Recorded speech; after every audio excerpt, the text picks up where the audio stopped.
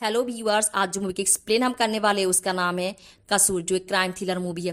Movie की कहानी शुरू होती है रात के अंधकार में। एक घर दिखाया जाता है जहाँ पे काला नाका पहना एक आदमी आती है और वो एक औरत के रूम पे जाती है, उसके ऊपर अटैक करती है, उसके हाथों को बिस्तर से बांध देती है और एक तेज चाकू से उसकी पूरे शरीर को जख्मी बनाकर उसे लहूलुहान कर देती है और बहुत बेरहमी से मार देती है। उस औरत की नाम होती है प्रीति सक्सेना, जो टाइम्स इंडिया न्यूज़पेपर की मालकिन थी। और ये पर घटनास्थल पर इंस्पेक्टर लोखंडे आती है और यह की हालात देखते हुए बहुत विचलित हो जाती है। अगले सिनेरियो में हम देखते हैं कि वो लोग इस बारे में बात करें कि फॉरेंसिक रिपोर्ट के मुताबिक पीती की हत्या बलात्कार के लिए ही और किसी कारण पे हुआ है और एक 6 इंच लंबा तेज चाकू से उसकी मर्डर कर दिया गया है।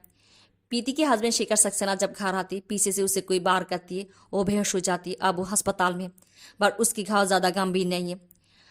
और ये पर वो ये भी जान पाती है कि पीती जब जिंदा थी उसकी संपत्ति में शेखर की कोई हिस्सा नहीं थी, पर पीती मार जाने के बाद उसकी सारी संपत्ति अब शेखर पाएगी। ये सब कारण होती है कि पुलिस शेखर के ऊपर शक करती है, उसे जाकर सवाल जवाब पूछती है। शेखर जब अस्पताल से घर आती है, यह पर पुलिस उसे थाने पे बुलाती है, उसके ऊपर ये आरोप लगाती है कि पीती की हत्या की है। शेखर यह पर इनकार करती रहती है। प्रीति जो नेशनल जिम क्लब की मालकिन थी, नेशनल जिम क्लब की जो सुपरिटेंडेंट है रुस्तम, पुलिस को ये बताती है कि पिछले महीने जब वो लॉकर की सफाई कर रही थी, शेखर के लॉकर में वो एक तेज चाकू देखा था और इसी आधार पे पुलिस शेखर को गिरफ्तार कर लेती है। यह पर सरकारी वकील कहती है कि वो ज़्यादा दिन तक शेखर को जेल पे नहीं रख पाएगी और यह पर शेखर जमानत पे छूट जाती है। शेखर अपने लॉयर से कहती है कि उसके लिए क्रिमिनल लॉयर की बंदोबस्त करने के लिए, और उसकी लॉयर यह पर सिमरन भार्गव के बारे में बात करती है। सिमरन भार्गव जो कुछ साल पहले क्रिमिनल केस लड़ती थी, बट अब वो कॉर्पोरेट केस लड़ती है। उसकी क्रिमिनल केस छोड़ने की बजाय इंस्पेक्टर लोखंडे थी। ये सुनने के बाद शेखर कहती है कि वो सिमरन से अपने केस लड़ना चाहती है, क्योंकि सिमरन ही इंस्पेक्टर लोखंडे के खिलाफ उसके लिए खड़ा हो पाएगी और उसे बेगुनाह साबित कर पाएगी। ये पर सिमरन को दिखाया जाता है सिमरन के माता पिता जिंदा नहीं है, उसकी ज़िंदगी में अपना कहने वाला उसकी दोस्त अमित है। यह पर शेखर की लॉयर जाकर सिमरन से बात करती है, उसे रिक्वेस्ट करती है शेखर की केस लड़ने के लिए। सिमरन पहले तो मना कर देती है, फिर जाकर राजी होती है। वो जाती है शेखर से मिलने, उससे बात करती है। सिमरन एक दिन रेस्टोरेंट में बैठकर अमित के साथ बात कर रही थी, तब यह बार इंस्पेक्टर लोखंडे आती है। वो सिमरन को कहती है कि वो सुना है कि सिमरन इन दिनों गुनहगार के साथ दे रही है। पहले तो लोखंडे के साथ मिलकर गुनहगार को सजा देती थी। यह पर लोखंडे अजीत नाम की एक लड़की के बारे में बात करती है। वो कहती है कि अजीत पुलिस कस्टडी में आत्महत्या की है, अच्छा हुआ एक अपराधी दुनिया से चल गई है। सिमरन बात को नहीं बढ़ाते हुए घर चली आती है। यह पर वो घर आकर अमित को सब कुछ विस्तार से बताती है। वो कहती है कि कुछ साल पहले वो अजीत के खिलाफ एक मर्डर केस लड़ रही थी। यह पर अजीत की माँ सिमरन को बहुत बार ये कहा था कि अजीत ये मर्डर नहीं किया है, बट इंस्पेक्टर लोखंडे अजीत के खिलाफ उसे सारे सबूत और गवाह लेकर दिया था और यह पर अजीत को फांसी की सजा होती है। कुछ समय के बाद सिमरन ये जान पाती है कि अजीत बेगुनाह है और इंस्पेक्टर लोखंडे ये जानती थी। उसके बाद सबूत भी थी, वो सब कुछ सिमरन से छुपाया था उसकी नीचे कुछ कारण के लिए।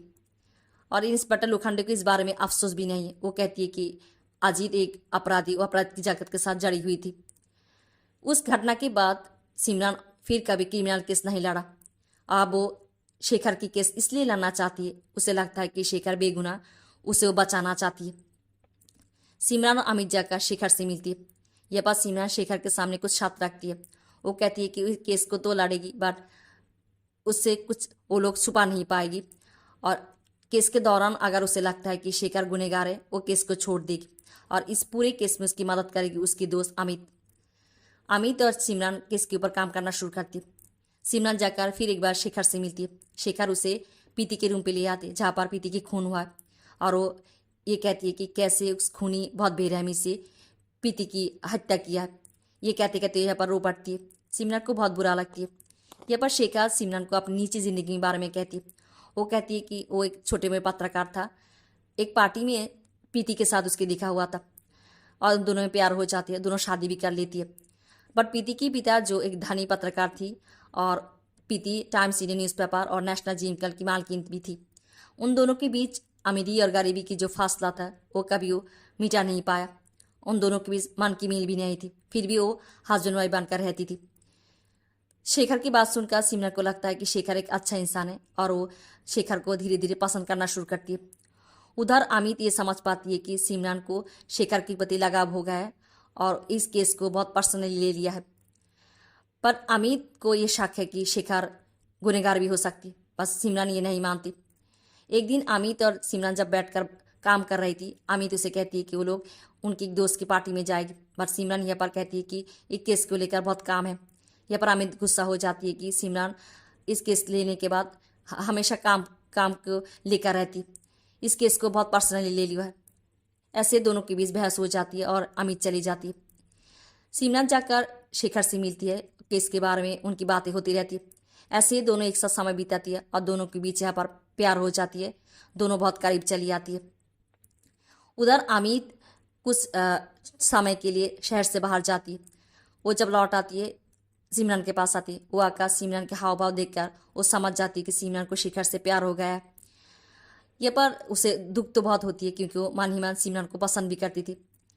सिमरन उसे एक राइटर से टाइप करना एक चिट्ठी दिखाती है जहाँ पर ही इज़ इनोसेंट लिखा होती है, जिसकी टी कुछ उठा हुआ होती है। यह पर भी अमित सिमरन को ये कहती है कि उसे लगता है कि शेखर गुनहगार हो सकती है।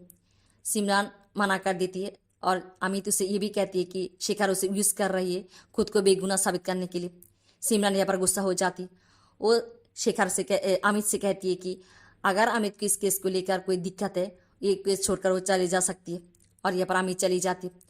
अगले ही दिन केस की पहली सुनवाई होती है जहाँ पर सिमरन शेखर को लेकर आती है और यहाँ पर अमित खड़ी हुई होती है और अमित सिमरन को कहती है कि उसकी ज़िंदगी एक ही कमज़ोरी है, वो सिमरन को उसकी ज़िंदगी किसी मोड़ पे अकेले नहीं छोड़ पाएगी। केस की सुनवाई शुरू होती है जहाँ पर सरकारी वकील कहती है कि शेखर अपनी पत्नी को उसके आपात संपत्ति के लिए मारा। उधर सिमरन कहती है कि शेखर बेगुनाह है, वो ये साबित करेगी।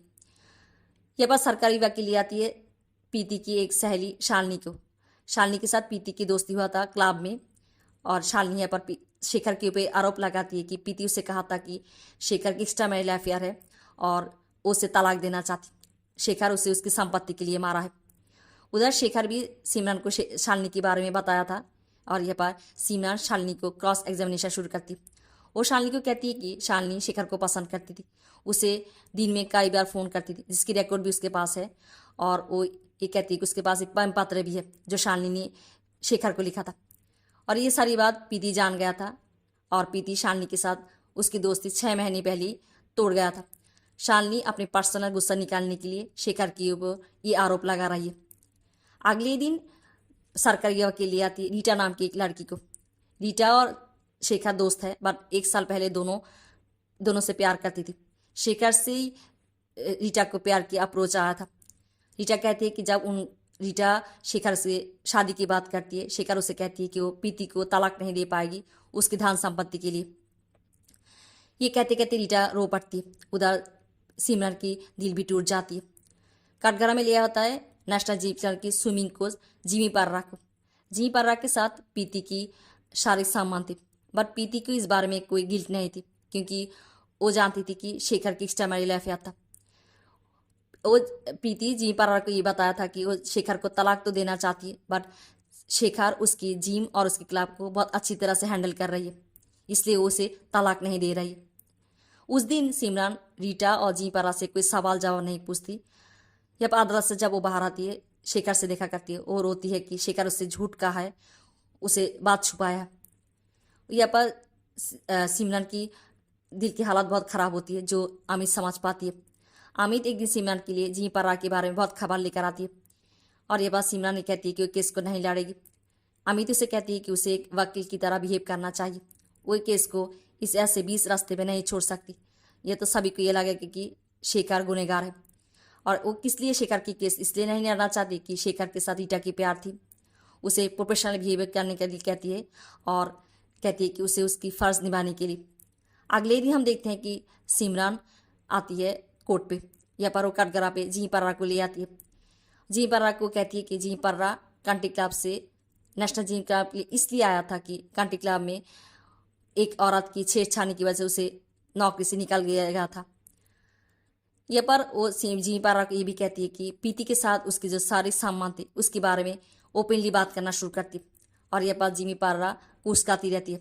वो जिमी पर्रा से ये कहती है कि पीती के साथ जब वो सारी संबंध करती थी, वो पीती के हाथ को बिस्तर से बांध देती कि नहीं। ये सुनने के बाद जिमी पर्रा बहुत गुस्सा हो जाती है और धीमी आवाज़ से सिमरन को साली कुतिया कहती है। सिमरन कहती है वो क्या कहा है फिर कहने के लिए। यहाँ पर फ्लैशबैक में हम देखते हैं कि पीती की डेड बॉडी के ऊपर दीवार पे कुतिया लिखा होती है। यहाँ पर जज जी पर को कहती है कि वो जो भी कहा है जोर से कहने के लिए, और जी पर यहाँ पर कुतिया कुतिया कुतिया 3 बार कहती है। और ऐसे सिमरन की अगली गवाह होती है आदबानी, जो नेशनल जिम क्लब की मेंबर है और 402 उसकी लॉकर नंबर है। सिमरन उसके सामने एक तेज चाकू लेकर आती है और आदबानी कहती है कि ये चाकू उसका है, वो 402 लॉकर में उसकी चाकू रखा था। ये पर सिमरन ले आती है रुस्तम को। रुस्तम जो पहली गवाह दिया था कि वो शेखर के लॉकर में तेज चाकू देखा था, बाद शेखर ये इनकार कर देती है। ये पर सिमरन उसे इस चाकू दिखाती है जो आदबानी के लॉकर में पाया था, और रुस्तम को कहती है कि रुस्तम इस चाकू को किन लॉकर में दिखा था, 502 या 402। उसे सवाल जवाब पूछना शुरू करती है। यहाँ पर रुस्तम बहुत कॉन्फ्यूज हो जाती है। वो कहती है कि वो भूल गया है कि किस लॉकर में ये चाकू देखा था, उसे गवाही नहीं देना चाहिए था। वो अपनी गवाही से पलट जाती और कहती है कि वो कुछ गवाही नहीं देगी। ऐसे ही सिमरन एक एक कर शेखर की जो बेगुनाह उसको साबित करती रहती है। उस दिन जब वो घर आती है उसके पास एक फिर से टाइपिंग करा एक चिट्ठी आती है जहाँ पर ही इज़ इनोसेंट फिर से लिखा होती है, जहाँ का टी कुछ उठा हुआ होती है, और उन लोगों को एक पायल नाम की लड़की के साथ मिलने के लिए कहा जाता। वो जाकर पायल से मिलती है। अगले ही दिन पायल को वो काटगरा पे ले आती है, जहाँ पर कायल ये बताती है कि 1 साल पहले एक दिन रात को एक काला नकाब पहना एक आदमी उसके घर आती है और वो एक चाकू से उसके ऊपर अटैक करती है, उसके हाथों को रस्सी से बिस्तर से बांध देती है और उसके पूरे शरीर को जाकी बनाकर लाहौलुहान बनाकर उसी खून से यहाँ पर दीवार पे कुतिया लिखकर चली जाती है। सिमरन कहती है कि पायल ये जानती है कि इसी स्टाइल में पीती को मार दिया गया। पायल कहती है कि हाँ वो पुलिस के पास गया था ये बताने के लिए, बट पुलिस कहती है कि उन दोनों के केस अलग है। यहाँ पर जज पुलिस के ऊपर गुस्सा होती है और कहती है कि उनके ऊपर अलग से कार्रवाई करेगी वो। सिमरन पायल को कहती है कि पायल कंट्री क्लब की मेंबर थी कि नहीं। पायल कहती है कि हाँ, और वो कहती है कि जिमी पारा के साथ उसकी कोई संबंध थी कि नहीं, और यहाँ पर भी पायल हाँ कहती है। ऐसे ही पायल की गवाही उनके लिए उनकी केस के लिए एक टर्निंग पॉइंट होती है, और यहाँ पर जज कुछ संभाल लेती है और अपनी फैसला सुनाती है। जज कहती है कि शेखर बेगुनाह है, उसे एक केस से रिहा कर दिया जाता है। सिमरन जब अदालत से बाहर आती है यहाँ पर लोखंडे उसे कहती है कि वो एक खूनी को बचाए, वो बहुत बड़ी गलती की है। और लोखंडे जब सिमरन को पूछते पायल के बारे में कैसे जान पाया, सिमरन उसे कहती है कि ये पूरे केस में एक अनजान आदमी उसे चिट्ठी भेजकर उसकी मदद करती थी। यहाँ पर लोखंडे कहती है कि चिट्ठी सब शेखर ही उसे भेजती थी। शेखर 1.5 साल पहले से पायल को जानती थी और उसके साथ जी पर्रा की संबंध थी ये भी जानती थी, और वो पायल को इसी स्टाइल में अटैक करती जिस स्टाइल में वो पीती को मारा, और उसकी दीवार पे भी कुतिया लिखती है क्योंकि जी पर्रा कुतिया गाली देती है। और जी पर्रा को यहाँ से कंट्री क्लब से नेशनल जिम क्लब पे ले आती है, और जब पीती के साथ उसके संबंध हो जाती है वो पीती को पायल के स्टाइल पे मार देती है, इसलिए कि किसी की उसके ऊपर कोई शक ना हो। बट सिमरन इंस्पेक्टर लोखंडे किस बात को विश्वास नहीं करती। यहाँ पर हम देखते हैं कि सिमरन जब घर जाती है यहाँ पर रात को देखती है कि टीवी पे शेखर की इंटरव्यू आती है, जहाँ पर वो कहती है कि वो निर्दोष साबित हुआ है। इसकी सारी क्रेडिट जाती है सिमरन भार्गव को, और कई सारी बात कहती है। और यहाँ पर ऐसे ही सिमरन की दिल पिघल जाती है और शेखर के पास जाती है, उसे माफ़ कर देती है। उस रात वो शेखर के पास ठहरती है। सुबह जब वो कंबल कबट में रखने के लिए जाती है और वो यहाँ पर एक टाइपराइटर देखती है और यहाँ पर उसे खटकती है। वो टाइपराइटर को ले आकर एक कागज़ पे ही इज़ इनोसेंट इस बात को लिखती है। जब वो टी बटन को चापती है यहाँ पर टी कुछ उठा हुआ होती है, वो समझ जाती है सब कुछ, और यहाँ पर वो बहुत डर जाती है और रोना शुरू करती है। वो यहाँ से भागती हुई उस टाइपराइटर को चादर से मोड़ते हुए गाड़ी पे आकर बैठती है। उधर पीछे से शेखर आती है, वो आकर कहती है कि उन दोनों को एक साथ वो लॉन्च करने वाली थी। सिमरन वहाँ उसे बहाना बना देती है और चली जाती है। यहाँ पर शेखर जब घर के अंदर आती है वो देखती है कि उसकी कबर्ड कुछ खुला हुआ है। वो कबर्ड की खोलती है और कंबल जब उठाती है देखती है कि उसकी टाइपराइटर नहीं है। वो भी समझ जाती है कि सिमरन सब कुछ समझ गया है। यहाँ पर ही हम शेखर की उस भयानक चेहरा को देखते हैं जो इसके असली चेहरा है। उधर हम देखते हैं कि सिमरन जाकर लोखंडे को सब कुछ बता देती है। यहाँ पर शेखर सिमरन के ऊपर अटैक करती है, उसके घर जाकर उसे बेहोश कर देती और उसे ले जाकर बिस्तर से उसके हाथ को बांध देती है। और यहाँ पर सिमरन को होश चली जाती है, वो उसे एक लात मारती है। शेखर यहाँ पर शीशा तोड़कर नीचे गिर जाती है, लहूलुहान हो जाती है और बेहोश हो जाती है। सिमरन उससे उसकी गाड़ी की चाबी लेती है और वो गाड़ी चलाकर भागना चाहती है, बट शेखर यहाँ पर उसकी गाड़ी पे चढ़ जाती है।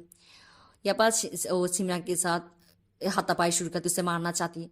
सिमरन की गाड़ी जाकर एक तालाब पे गिरती है, जहाँ पर शेखर सिमरन को डूबो डूबो कर मारना चाहती है, बट शेखर के पास एक हंटिंग नाइफ होती है, जहाँ से सिमरन उसे ही मार देती और यहाँ पर शेखर मार जाती है। अगले सीन में हम देखते हैं कि सिमरन एक हॉस्पिटल में जब वो जागती है, अमित उसके पास होती है। अमित उसे कहती है कि बाहर मीडिया वाली आई है उसके एक बहादुर लड़के से मिलने। सिमरन मना कर देती है। अमित उसकी दिल की हालत समझ पाती है। वो कहती है कि कसूर किसी से भी हो सकती है, बट सिमरन बहुत बहादुरी से इस अपनी गलती को सुधरा है। और सिमरन भी अमित को कहती है कि अमित एक सच्चा दोस्त है, उसकी ज़िंदगी के हर मोड़ पे उसके साथ दिया है। और यहाँ पर हम देखते हैं कि सिमरन जाकर यहाँ पर अमित की कंधे पे उसके सर रख देती। ऐसे ही खत्म होती है इस मूवी की स्टोरी।